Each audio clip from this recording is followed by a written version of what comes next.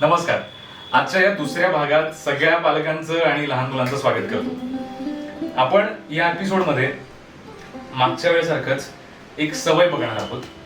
मागे आपण बघितलं होतं की व्हाईट बोर्डवरती आपण काहीतरी लिहून मुलांना काहीतरी टास्क देऊ शकतो अशी सवय बघितली होती. पण आज पण एक इंटरेस्टिंग सवय आपण त्यांना लावायची की प्रत्येक घरी असं नसतं खरं तर, पण काही ठिकाणी असं असतं की लहान मुलांना आपण पॉकेट मनी देत असतो, काही पैसे त्यांच्या हात खर्चाला आपण देत असतो. तर कधी कधी असं होतं की त्यांच्याकडनं अवास्तव खर्च होतो आणि त्यांना कळत नाही की हे पैसे कसे वापरावेत किंवा त्याचं मॅनेजमेंट कसं केलं पाहिजे हे कधी कधी लक्षात येत नाही. तर आपण असं एक ट्राय करू शकतो. या ज्या सवयी आहेत त्या अशाच इम्प्लिमेंट करायच्या असं नाहीये. तुम्ही तुमच्या पद्धतीने तुम्ही तुमच्या मुलांना आधी समजून घ्या आणि मग त्यांना कसं ते योग्य वाटेल तसं तुम्ही या सवयी लावू शकता.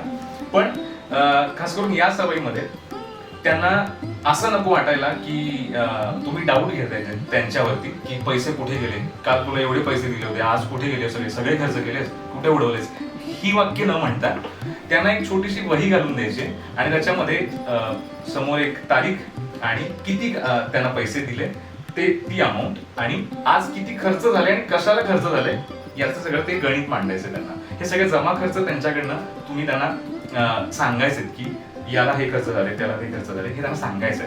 हे जमा खर्च करत असताना काय होणार आहे त्यांना कळेल किंवा आपण समजून सांगायचं की कुठं गरजे व्यतिरिक्त पैसे खर्च होत आहेत आणि जर होत असतील तर त्यांना ते सांगायचंय की इथे पैसे वाचले असतील किंवा फारच ते विचित्र वाटत असेल तर आपण केलेलं जमा खर्च त्यांना आपण दाखवू शकतो. कारण की मला असं वाटतं की आपण हे डिरेक्टली त्यांना सवय लावण्यापेक्षा आधी आपण जर तसं करत असू, आपण जर ते जमा खर्च दिवसाचे करत असू की मी ही गोष्ट खर्च केलेली आहे या गोष्टीसाठी, तर ती गरजेची होती का मला, आपण हे पहिल्यांदा स्वतःशी कनेक्ट करून घेऊया आणि मग आपण ते मुलांशी कनेक्ट करूया. तर यामध्ये मला असं वाटतंय की त्यांना समजावून सांगत असताना बऱ्याच गोष्टी तुम्हालाच कळणार आहेत की एकतर मुलाला पैशाचं महत्व कळणार आहे.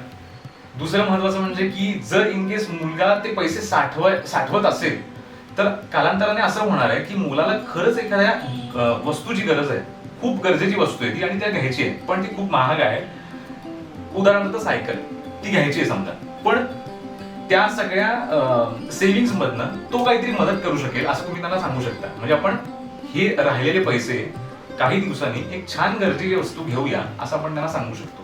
त्यामुळे मला असं वाटतं की पॉकेट मनी हा काही वाईट प्रकार नाहीये. आपण त्यांना अर्थातच हात खर्चासाठी देत असतो, पण हे सगळं पैशाचं व्यवस्थापन त्या वयात मुलांना कळणं गरजेचं आहे.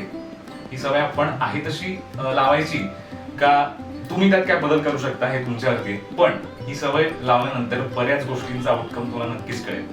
भेटूया पुढच्या भागात. बघत राहा स्वदर्शन.